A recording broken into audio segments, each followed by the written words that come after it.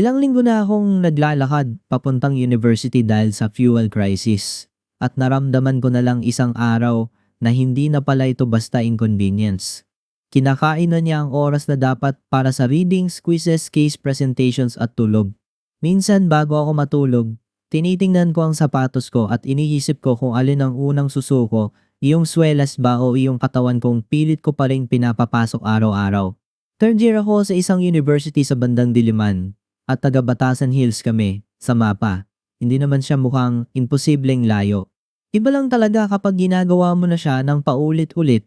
Madilim pa ang langit kapag gumaalis ka at dala mo iyong bag na parang may sariling bigat dahil sa handouts, tubig, extra shirt at baon na paulit-ulit ang ulam para makatipid. Dati ang problema ko lang ay kung may barya pa ako para sa jeep at kung gaano katagal ang hintayan.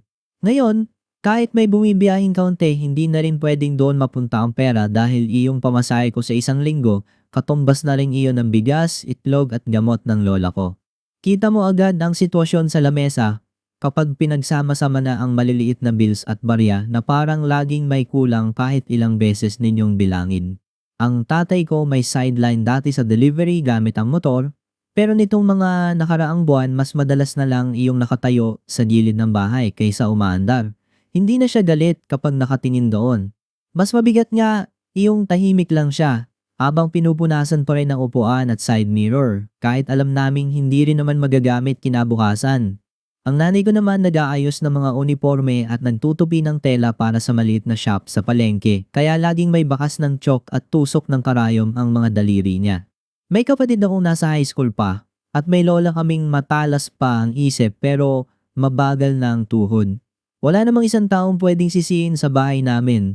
Wala ring eksenang may sisigaw, tapos may lalabas ng pinto. May mga araw lang na mas marami ang kailangang pagkasyahin kaysa sa kaya ng pera at oras. Noong umpisa, sabi ko sa sarili ko ilang araw lang ito at baka bumalik din sa ayos ang biyahe. Madali pa lang maniwala sa ganong kwento kapag gusto mong manatiling gumagalaw. Lumipas ang mga linggo. At iyong salitang pansamantala naging parang lumang resibo sa bulsa na burado na ang sulat pero hindi mo pa rin maitapon. Ang mas mahirap dito, habang tumatagal, parang mas lalo kang inaasahang kaya mo na. Kapag nakikita ng iba na nakakapasok ka pa naman, iisipin nilang manageable pa. Hindi nila nakikita na may mga gabi na nakaupo ako sa gilid ng kama, naka-uniform pa, hawak ang trances pero parang ang isip ko nasa Commonwealth pa rin at hindi pa nakakauwi. Tumitunog ang alarm ko ng 3:40 ng umaga pero madalas gising na ako bago pa iyon. Hindi dahil disciplined ako kundi dahil natutunan na ng katawan ko ang kaba. Pinapakuluan ko muna ang tubig para may mainit na maiinom si Lola at may mailagay ako sa luma kong tumbler. Tapos naghahanda ako ng baon, kanin, at kung anong pwedeng ipares depende sa natira noong gabi. Hindi ako sanay sa umaga. Kahit dati pa, mas maayos akong magbasa kapag tahimik na ang bahay sa gabi. Kaya siguro, mas ramdam ko ang bigat nito dahil pinipilit akong mabuhay sa oras na hindi bagay sa katawan ko. Kapag umaalis ako, minsan naririnig ko pa ang mahinang hilik ng kapatid ko at minsan si nanay nakaupo na sa may pinto para iabot ang baon ko kahit halatang hindi rin siya nakatulog ng maayos. Mula Batasan, dadaanan ko ang mahabang bahagi ng Commonwealth na dati tanaw ko lang sa bintana ng jeep. Iba pala ang itsura ng kalsada kapag paa mo ang gamit mo. Napapansin mo iyong mga tindahang sarado pa pero may ilaw na sa loob, iyong mga taong inaayos ang kariton nila, iyong mga guard na may hawak na kape at mukhang kabisado na ang mangyayari sa buong araw. Dumadaan ako sa Litex, tapos unti-unting lumalapit sa Philcoa at bawat footbridge may sariling singil sa tuhod at balikat ko.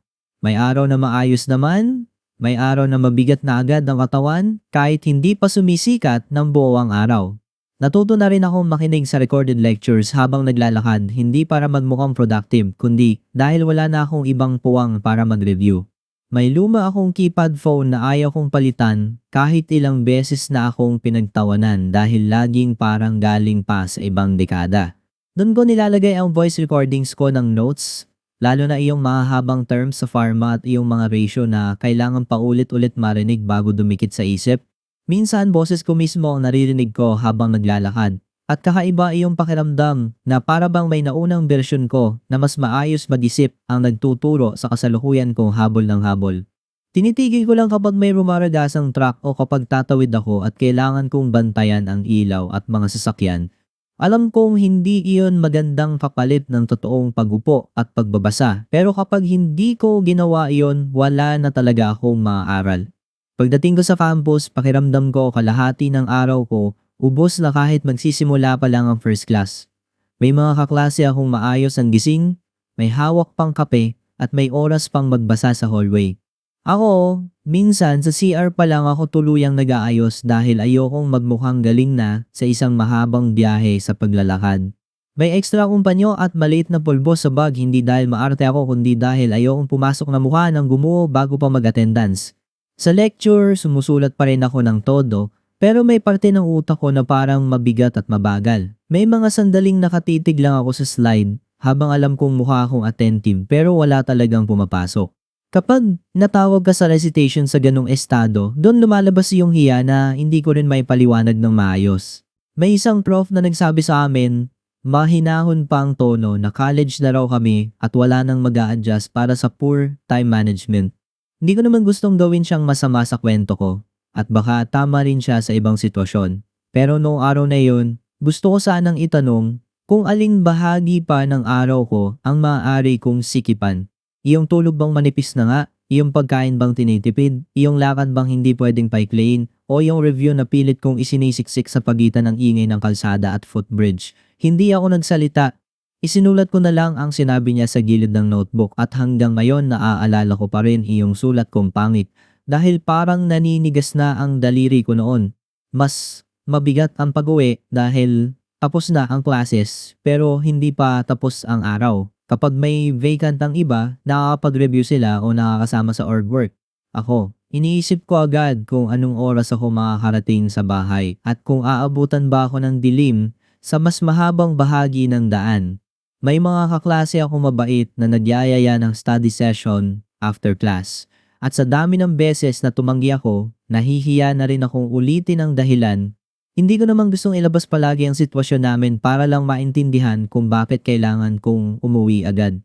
Kaya ang sinasabi ko na lang madalas ay may aasikasuhin ako sa bahay at totoo naman iyon, pero kasama sa aasikasuhin ang sarili kong katawan na parang kinulubot ng ingay, init at lakad.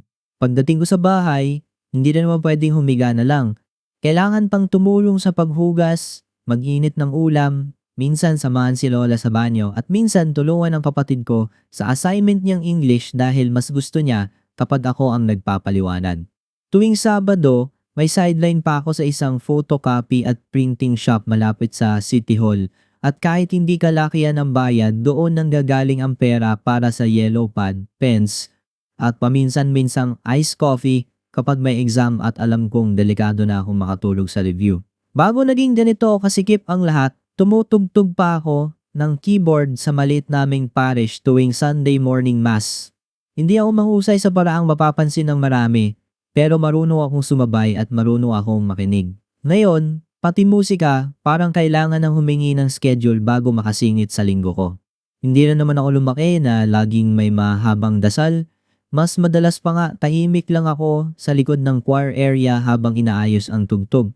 Pero nitong semester napansin ko na lang na kung saan ako biglang nagdadasal.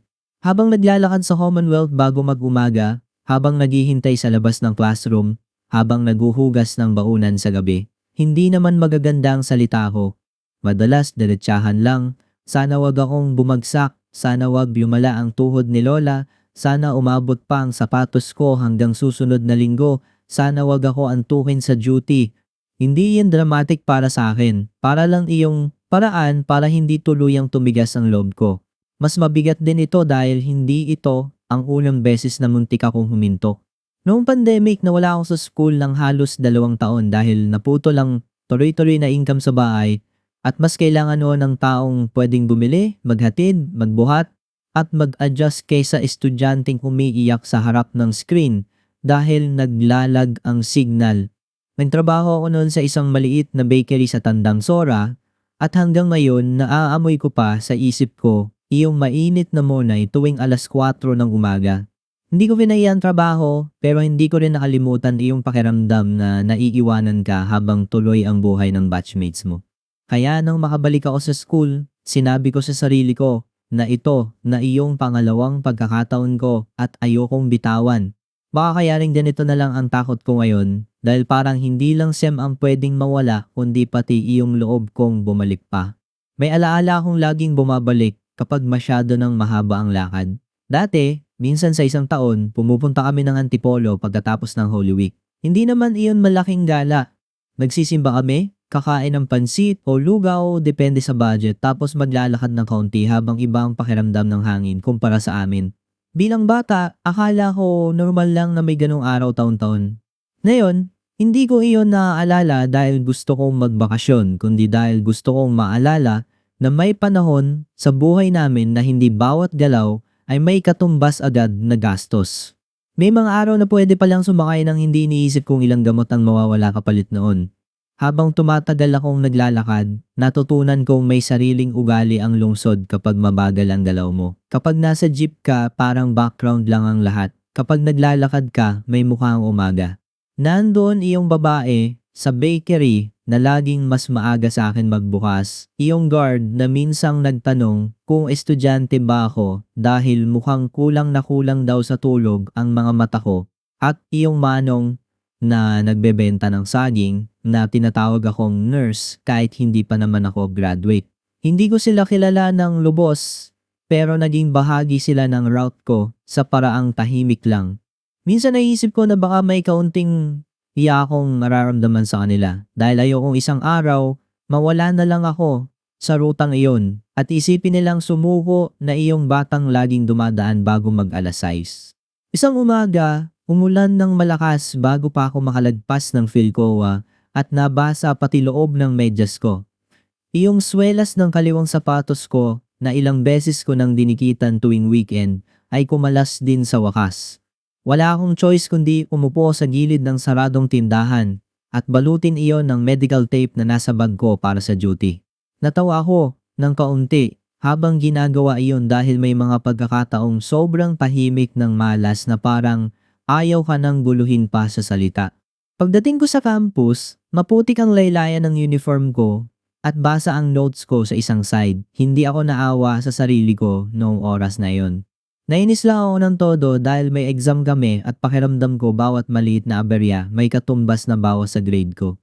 Doon ko unang naisipang huwag umuwi isang gabi bago ang major exam. Sinabi ko sa bahay na may late review kami at hindi naman iyon kasinungalingan pero hindi ko na dinugtungan na wala na akong planong bumiyahe pauwi dahil mawawala lang din ang oras sa lakad. May maliit na chapel sa loob ng campus na bukas ng maaga at may guard doon na ilang linggo ko nang nakakasabay. Hindi siya mausisa. Tiningnan lang niya ang bag ko at mukha ko tapos sinabi na kung aantayin ko ang umaga, doon na lang ako sa may bench at huwag akong magkalat. Napakalaking bagay pala ng kabaitang hindi nagtatanong. Nang sobra, hindi ako nakatulog ng maayos sa bench na iyon pero nakabawas iyon ng lakad at nakapagbasa ako ng 2 chapter kinabukasan bago ang exam imbes na humabol na lang sa sariling hininga. Hindi ko agad sinabi sa mga kaklase ko ang totoong setup ko dahil ayoko maging usapan. Ayoko ring biglang mag-iba ang tingin nila sa akin. Gusto ko yung normal lang ako sa section, yung pwedeng mapagalitan sa late output o maasar sa redem ng walang halong awa pero hindi pala kayang itago iyon ng matagal. Isang araw sa redem, sumablay ako sa basic step na alam kong kaya ko naman at halatang wala ako sa wisyo. Pagkatapos noon may kaklase akong hindi ko naman ka-close na lumapit at nagtanong kung okay lang ako. Hindi ko alam kung bakit doon ako naging totoo. Hindi ko naman kinuwento ang buong buhay namin. Sinabi ko lang, iyong tungkol sa lapad, sa oras, at sa takot na unti-unti akong hindi makahabol. Ang hindi ko inasahan, hindi siya nagbigay ng mahabang speech. Ang sinabi lang niya ay kaya pala lagi akong unang dumarating at kaya pala hindi ako sumasama sa review pagkatapos ng class. Kinabukasan, sinend niya sa akin ang voice notes nila sa study group at iyong summarized reviewer para sa isa naming subject. Hindi naman biglang nagbago ang mundo ko pagkatapos noon. Hindi rin ako nagkaroon ng barkadang sasalo sa lahat. Pero may maliit na luwag Kapag may lecture na hindi ko nakuha ng buo dahil lutang ako, may isa o dalawa ng kusang nagpapadala ng picture ng notes. Halos maiyak ako sa ganong tulong dahil iyon talaga ang kailangan ko. Hindi awa kundi kaunting tulay para makahabol. Sa bahay, dumating din ang gabing napag-usapan na baka kailangan kong huminto muna ulit. Si nanay ang unang nagsabi, hindi dahil gusto niya, kundi dahil kita raw sa akin na numinipis na ako at parang hindi na mapakali kahit nakaupo. Tahimik lang si tatay habang hinihiwa ang pritong galunggong. Tapos sinabi niyang baka makahanap siya ng mas maayos na sideline kapag umayos ang biyahe. Pero alam naming lahat na wala iyong sagot sa problema ngayon. Iyong kapatid ko, nakala ko abala lang sa cellphone. Biglang pumasok sa kwarto at iniabot sa akin ang alkansiya niyang lumang lata ng biskwit. Hindi ko iyon matanggap agad. Naiyak si nanay sa gitna ng inis at awa at paulit-ulit niyang sinasabi na baka pwede naman akong magpahinga muna. Ang hirap ipaliwanag na para sa taong matagal nang huminto at muling bumalik, may mga sandaling ang pahinga ay parang ibang pangalan lang ng pagkawala. Ayokong gawing badge of honor ang paglalakad na ito. Kung may matinong paraan para hindi ko ito gawin, pipiliin ko yun agad. Kung bukas, may stable na biyahe na kaya ng budget namin, sasakay ako nang hindi na mag-iisip. Kung may kamag-anak kaming may extra room, malapit sa campus, at hindi kami mahihiya, lilipat ako roon. Wala akong magandang aral na nakuha mula sa hirap na ito maliban sa isang bagay. Napakaliit pala ng pagitan ng estudyanteng mukhang okay at estudyanteng unti-unting nababasag kapag nawala ang oras, tulog, at kaunting safety net. Maraming taong isang problema lang ang layo sa ganitong setup at hindi iyon laging halata sa suot, sa attendance o sa dating grades nila. Noong finals week, may araw na halos wala akong maipasok sa isip ko kahit buong topic ang pinipilit kong balik-balikan. May duty sa umaga at written exam sa hapon at habang naglalakad ako, pinapakinggan ko ang sarili kong boses na nagre-recite ng drug classifications na para bang may saysay pa ang volume kung ayaw nang pumapit ng utak. Sa classroom, mas malakas pa sa tenga ko ang tik-tik ng wall clock kaysa boses ng proctor. May mga item na alam kong naaral ko na dati pero hindi ko mahubot ng maayos. Iyon ang pinaka nakakatakot. Iyong hindi naman kakulangan sa sipag ang dahilan kundi iyong unti-unting pagnipis ng isip mo dahil sa routine na sabay-sabay kang hinihila pababa. Pagkatapos ng exam na yon, dumiretso ako sa chapel at umupo sa pinakalikod. Wala akong malaking realization doon. Ang totoo, iniisip ko lang kung ilang linggo pa bago lumabas ang grades at kung may natitira pa ba akong lakas para umuwi at magkunwaring okay lang ang lahat. Pero habang nakaupo ako roon, naisip ko rin na sobrang tahimik pala ng campus kapag hindi ka nagmamadali. Ang lungkot lang na halos lagi ko iyong nadadaanan nang naguunahan ang paa at isip ko. Gets ko naman na mahirap talaga ang college. Iba lang ang bigat kapag ang hirap ay hindi lang lessons kundi logistics, katawan, pera at oras na nauubos sa pagpunta pa lang sa lugar kung saan ka dapat matuto. Kaya siguro ako nagsusulat nito dahil natatakot akong kapag bumagsak ako this semester, may magsasabing kulang lang ako sa focus o kailangan ko lang ayusin ang routine ko. Hindi naman mali ang ganong advice kapag hindi mo alam ang buong sitwasyon. Pero may punto pala talaga na wala ka nang ma-rearrange dahil punong-puno na ang araw mo ng mga bagay na hindi mo pwedeng i-cancel. Hindi ko hinihinging gawing madali ang school para sa akin. Gusto ko lang may makarinig na may mga estudyanteng mukhang maayos sa attendance sheet, nakakapasa pa minsan sa quizzes, at nakakangiti pa sa hallway, pero halos ubus na pala dahil ang commute naging lakad. Ang budget naging panggamot at ang semester parang sumusukat kung gaano kakatagal kayang manahimik habang unti-unti kang nahuhuli. The end. Thank you for watching this video. Don't forget to come back tomorrow for more stories. Once again, I'm Lechon and I'll see you next time.